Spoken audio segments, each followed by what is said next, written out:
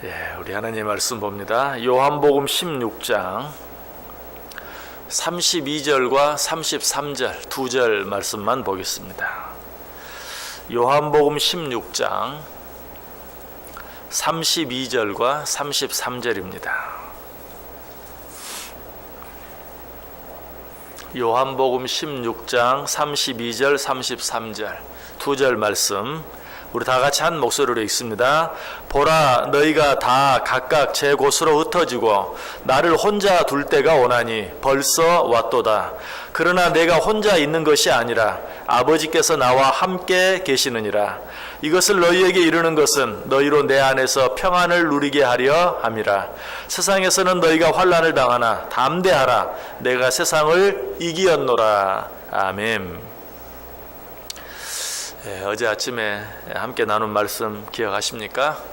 요한복음 16장 24절에서 33절까지 있는 말씀 가지고 우리가 어떻게 세상을 이기면서 살 수 있는가 하는 그 첫 번째 비결에 대해서 생각해 보았습니다. 우리가 어떻게 세상을 이길 수 있다고 그랬습니까? 기도로 세상을 이길 수 있다. 예수님께서도 기도로 세상을 이기셨다. 예수님이니까 하나님의 아들이니까 저절로 세상을 이긴 것이 아니고 예수님도 이 땅에 오셔서 처음부터 끝까지 기도로 공생애를 시작하시면서 40일 금식 기도하시고 여러 가지 많은 기적과 이적을 행하실 때마다 항상 먼저 기도하시고 또 마지막 우리를 떠나갈 때가 가까운 줄 아시고 대제사장의 기도 요한복음 17장 오늘 보면 바로 뒤에 있는 요한복음 17장의 긴 대제사장의 기도를 드리고 십자가의 고난을 앞에 두고 겟세마네 동산에서 땀방울이 핏방울이 될 때까지 기도하고 또 기도하고 또 기도함으로 예수님도 세상을 이기셨다. 그리고 오늘 본문 32절 33절에서 말씀하신다고 뭐라고? 내가 세상을 이기었다. 무엇으로? 기도로. 너희도 기도로 세상을 이기는 자가 되어라 라고 우리에게 말씀하셨다고 그랬어요. 자, 그런데 우리가 이 세상을 살아가면서 세상을 이기며 살 수 있는 또 한 가지 비결은 무엇일까요? 그것은 믿음입니다. 너무 당연하죠? 누구에 대한? 하나님을 믿는 믿음. 그런데 오늘 저는 그것에 대해서 말씀드리려고 하지 않아요. 왜냐하면 하나님을 믿는 믿음이 있을 때 우리가 세상을 이긴다. 너무 당연하기도 하고 그 믿음은 이미 우리가 생각한 기도 속에 다 들어있어요. 믿음이 없는 자가 어떻게 기도할 수 있겠어요? 믿음이 없는 자, 하나님에 대한 믿음이 없는 자는 하나님께 무엇을 구할 필요도 없고 도움을 요청할 필요도 없어요. 하나님께 기도하는 것 자체가 믿음이. 자, 그렇다면 오늘 제가 생각하려고 하는 그 믿음은 어떤 믿음일까요? 사람에 대한 믿음. 좀 이상하게 들리죠? 사람에 대한 믿음. 제가 벌써 여러 번 이런 말씀 드렸죠. 사람은 신뢰의 대상이 아니다. 사랑의 대상이다.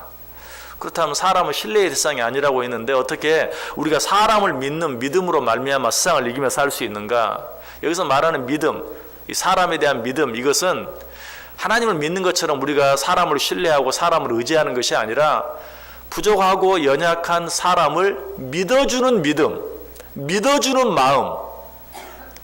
우리가 함께 이 세상을 더불어 살아가면서 우리 주변에 있는 모든 사람들을 믿어주는 마음이 있을 때 비로소 우리는 세상을 이기며 살아갈 수 있다. 사실 사람을 믿는다는 것은 우리 세상을 이기는 길이 아니라 세상에 지는 그런 길이라고 말할 수 있어요. 왜? 우리가 흔히 입버릇처럼 그렇게 말하죠. 세상에 믿을 놈 하나도 없다. 또 믿는 도끼에 발등 찍힌다 하는 이런 말들이 있어요. 정말 사람을 믿다가 우리는 실망하고 또 손해를 당하고 사기를 당하고 하는 일들이 너무나 많이 있어요. 그런데 어떻게 사람을 믿어줌으로 우리가 세상을 이길 수 있는가? 여러분, 우리가 사람을 믿어주지 아니하면 어때요? 먼저 나 자신이 외로울 수밖에 없어요. 정말 맞는 말이 믿을 놈 하나도 없어요. 그렇다고 다 안 믿으면 얼마나 외롭겠어요. 그 삶이 얼마나 힘들고 어렵겠어요. 여러분, 부모와 자녀 간도 마찬가지입니다. 세상에 믿을 놈 하나도 없다는 말이 꼭 남들에게만 해당되나요? 내 자녀도 마찬가지. 내 자녀도 온전히 믿을 수 없어요. 신뢰할 수 없어요. 글쎄요, 여러분들 어떤지 모르겠지만 부모에게 한 번도 거짓말 해보지 않은 자녀가 있을까요? 자, 자녀가 거짓말하면 부모는 그 자녀가 거짓말하는 걸 압니까? 모릅니까? 압니다. 근데 그때마다 다 아는 척 해보세요. 그 자녀 가운데 제대로 될 수 있는 자녀가 하나라도 있을까요? 없어요. 때때로 어쩔 때는 좀 속이기도 하고 거짓말을 하는 것처럼 보인다 할지라도 모르는 척 해주고 넘어가주고 믿어주는 마음이 있을 때 비로소 그 자녀가 올바로 쓸 수 있고, 그로 말미암아서 결국은 어때? 부모도 기쁨을 얻을 수 있는 거예요.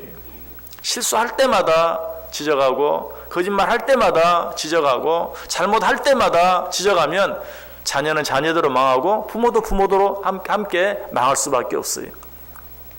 어쩔 때는 알고 속아주고 모르고 속아주고 믿어주는 마음이 있을 때 자녀는 자녀대로 설 수 있고, 또 부모도 그 자녀의 올바른 관계 속에 비로소 행복하게 살아갈 수 있다. 부모와 자녀 관계뿐만이 아니죠. 부부관계도 마찬가지. 뭐 남자는 다 늑대다, 여자는 다 여우다 하는 마음으로 살면 아무리 뭐한 사람도 행복하게 살 수 없어요. 그런 가운데서도 서로 믿어줄 때, 모르는 척 해줄 때, 그럴 때 비로소 행복하게 살아갈 수 있다는 것이, 이처럼 피차간에 서로 믿어주는 마음이 있을 때만 좀 삐딱하다가도 다시 돌아오고, 좀 소원해졌다가도 다시 뜨거워지고, 그것이 결국은 뭐죠? 이기는 것이. 사람과 사람 사이에 이런 마음이 필요하다. 그래서 이제 사람들이 또 그렇게 말하죠. 져주는 것이 이기는 것이다. 지는 것이 이기는 것이다. 사람과 사람 사이에 다 매사에 이기려고 해보세요.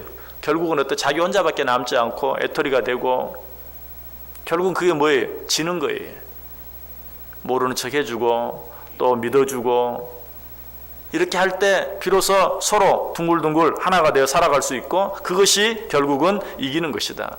성경에 나오는 우리가 생각하는 그 하나님에 대한 믿음으로 세상을 이긴 사람들 한번 생각해 보세요. 다 하나같이 사람들, 나보다 연약하고 부족한, 또는 나를 이용하려고 하고 나를 속이려고 하는 사람들까지도 믿어주는 마음으로 살아갔을 때 비로소 그들이 진정으로 믿음으로 승리하는 그런 사람이 될 수 있었던 것을 보게 돼요.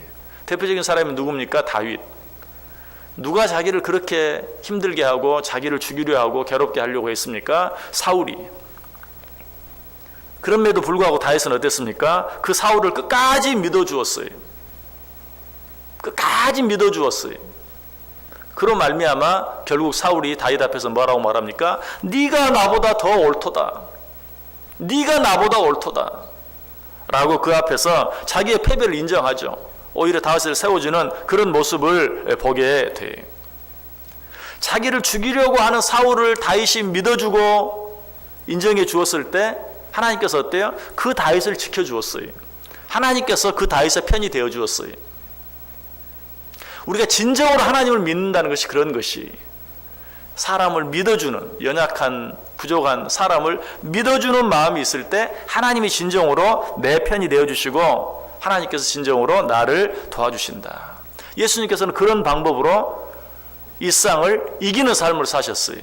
예수님께서 누구를 믿어주었습니까? 정말 철없고 정말 부족하고 정말 연약한 자기의 제자들을 예수님께서 끝까지 믿어주었어요.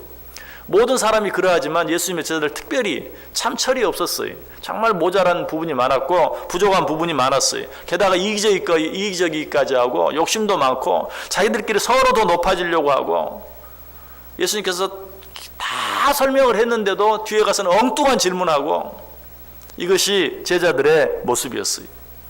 예수님의 제자들이 한결같이 다 그러했는데 특별히 베드로는 그런 부분이 더 많았어요. 예수님께서 그런 베드로를 보면서 네가 나를 3번이나 부인할 것이다. 베드로가 예수를 3번이나 부인할 것까지도 예수님은 다 하셨어요. 그런데 누가복음 22장 31절 32절에 보면 이런 베드로를 향해서 예수님께서 뭐라고 말씀하십니까? 시몬아 시몬아 보라, 사탄이 너희를 밀가부르듯 하려고 요구하였으나 그러나 내가 너를 위하여 내 믿음이 떨어지지 않기를 기도하였노니 너는 돌이킨 후에 내 형제를 굳게 하라. 베드로가 자기를 부인할 것을 다 알고 예수님이 말해, 내가 너를 위해서 기도한다. 그럼에도 불구하고 베드로는 예수님을 3번이나 부인할 것을 예수님은 아셨어요. 그래서 뭐라고 말해요? 그래도 너는 나를 3번 부인하고야 말 것이다. 그러나 내가 너를 위해서 간절히 기도하기는 네가 그런 일을 행하고도 그런 잘못을 행하고도 돌이킨 후에 내 형제를 굳게 하기를 원한다. 네가 나를 3번 부인할 것을 안다. 그러나 내가 너를 위해서 기도하는 것은 그런 일을 행하고서라도 다시 회개하고 돌이킨 후에 내 형제를 굳게 하기를 원한다. 얼마나 놀라운 그런 인내요 사랑인 것을 우리가 보게 돼요. 예수님께서는 이처럼 베드로를 믿어줌으로 말미암아서 베드로를 굳게 세워주었어요. 자, 그런데 이것은 어디까지나 베드로가 아직 예수님을 부인하기 전이에요. 자, 정말 예수님께서 말씀하신 대로 베드로는 예수님을 부인했어요, 안 했어요? 부인하고 말았어요. 이때는 어떻습니까? 자, 다시 한번 부모와 자녀 관계를 생각해 보세요. 자, 자녀가 잘못할 줄 알았어요.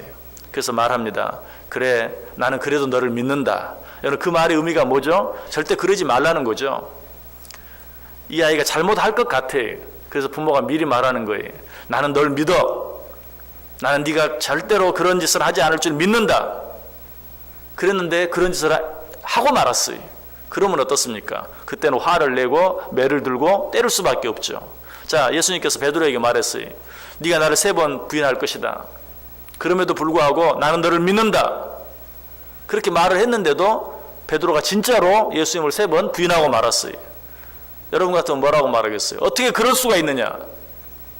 내가 그래도 너를 위해서 기도한다고 그렇게까지 말을 했는데 네가 정말 나를 3번 부인할 수 있느냐? 어떻게 그럴 수 있느냐? 그렇게 말하겠죠? 근데 예수님께서는 베드로가 정말 예수님을 3번 부인하고 났을 때도 끝까지 그를 믿어주었던 것을 보게 돼요. 어떻게? 예수님께서 베드로를 찾아가시죠.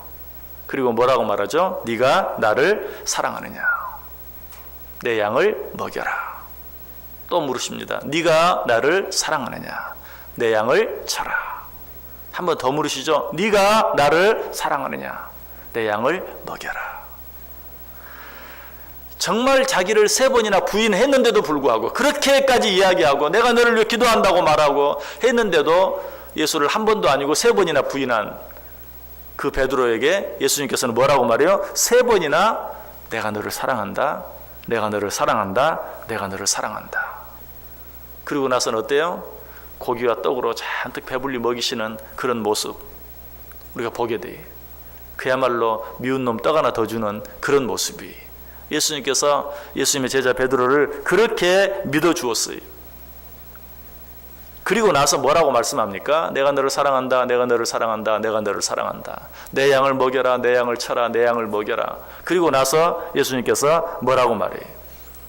네가 나를 위해 순교할 것이다. 요한복음 21장 18절에서 내가 진실로 진실로 내게 이르노니 내가 젊어서는 스스로 띠띠고 원하는 곳으로 다녔거니와 늙어서는 내 팔을 벌리리니 남이 내게 띠띠우고 원하지 아니하는 곳으로 데려가리라. 베드로의 죽음을 이야기하죠. 베드로가 십자가에 정말 십자가를 거꾸로 지고 죽을 것을 예수님께서 미리 예언하시는 것이 이 말은 무슨 말이에요? 지금 예수님을 3번이나 부인하고 그리고 예수님은 십자가에 달려 죽고 그리고 베드로는 지금 뭐하고 있어요? 아유 이제 다 끝났다. 옛날로 돌아가서 물고기나 잡자. 그러고 있는데 예수님께서는 그를 찾아가서 내가 너를 사랑한다. 내가 너를 사랑한다. 내가 너를 사랑한다. 내 양을 먹여라. 내 양을 쳐라. 내 양을 먹여라. 그리고 나서 네가 나를 위해 순교까지 할 것이다. 무슨 말이죠? 그래도 나는 너를 믿는다. 그래도 나는 너를 믿는다. 그 믿음이 어때요? 베드로를 정말 예수님을 3번이나 부인했던 베드로로 하여금 예수님을 위해 죽게까지 만들었어요. 예수님을 위해서 순교하는 자가 되게까지 만드는 거예요. 여러분 이것이 바로 부족하고 연약한 자들을 믿어주고 끝까지 사랑해주고 끝까지 기다려줄 때 우리에게 돌아오는 결과예요. 이런 마음이 있을 때만 우리는 세상을 이길 수 있다. 오늘 본문이 그걸 이야기해요. 32절 보세요. 보라 너희가 다 각각 제 곳으로 흩어지고 나를 혼자 둘 때가 오나니 벌써 왔도다. 누구를 향한 말이죠? 예수님의 제자들을 향한 말이 너희들이 다 제 곳으로 흩어질 것이다. 다 나를 버리고 뿔뿔이 흩어지고 말 것이다. 나를 혼자 둘 때가 올 것이다. 아니 벌써 왔도다. 그러면 그 다음에 무슨 말이 나와야 돼? 나도 이제 더 이상 너희들에게 해줄 수 있는 것이 아무것도 없다. 그렇게 말씀해 오라요. 그러나 그 다음에 뭐라고 말해요? 이것을 너희에게 이루는 것은 내가 왜 이런 말을 너희에게 하는 줄 아느냐? 정말 이제 너희에게 실망해서가 아니다. 이제 더 이상 너희를 위해서 내가 뭐 해줄 것이 없어서가 아니다. 이것을 너희에게 이르는 것은 너희로 내 안에서 평안을 누리게 하려 함이라. 세상에서는 너희가 환난을 당하나 담대하라. 내가 세상을 이기었노라. 그 제자들이 예수님을 혼자 둘 때가 왔어요. 예수님을 버릴 때가 왔어요. 그리고 자기들 뿔뿔이 터져버릴 때가 왔어요. 예수님은 그 모든 것을 아세요. 내가 이것을 왜 너희들에게 말하는 줄 아느냐. 너희로 하여금 내 안에서 평안을 누리게 하려 합니다. 세상에서는 너희가 환난을 당하나 담대하라. 내가 세상을 이기었노라. 이제 나는 너희를 위하여 죽으려고 한다. 너희는 나를 버리고 다 도망가고 뿔뿔이 흩어지겠지만 나는 이제 너희를 위해서 죽을 것이다. 왜 그렇게 하는 줄 아느냐? 너희로 하여금 평안을 누리게 하기 위해서, 너희로 하여금 세상을 이기며 살 수 있게 하기 위해서. 얼마나 놀라운 사랑입니까? 자기를 배반할 줄 알면서도, 버리고 떠날 줄 알면서도, 자기를 혼자 놔둘 줄 알면서도 그들을 위해 죽어주시겠다고, 그들까지 사랑해 주시고 인내해 주시고 믿어 주시는 그런 주님의 마음으로 말미암아 우리 12제자 지난 12주 동안 공부했어요. 어땠습니까? 다 순교했어요. 다 순교했어요.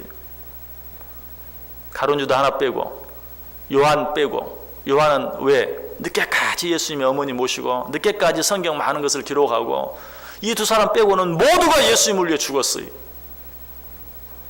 무엇이 그렇게 만들었어요? 끝까지 사랑해주고 끝까지 믿어주고 끝까지 기다려주는, 오늘 예수님께서 말씀해, 내가 너희를 끝까지 사랑하고 끝까지 믿어주고 끝까지 기다려줌으로 나는 세상을 이겼다. 너희도 너희에게 붙여준 모든 자들, 정말 연약하고 부족하고 다 하나같이 너희들 이용만 하려고 하고 속이려고만 하고 다 이기적인 마음으로 살아가려고 하지만, 그러나 끝까지 사랑해주고 끝까지 믿어주고 끝까지 기다려주어라. 그로 말미암아 세상에 지는 자들이 되지 말고 세상을 이기는 자들이 되라. 오늘 하루 어떻게 살기를 원하십니까? 정말 믿어주고 사랑해주고 기다려주므로, 주님이 나를 위해서 그렇게 한 것처럼 하나님께서 내게 맡겨준 모든 자들을 더 사랑해주고 더 믿어주고 더 기다려주므로 나를 이길 뿐만 아니라 죄를 이기고 세상을 이기며 살아갈 수 있는 복된 인생들 되시기를 주님의 이름으로 간절히 축원합니다.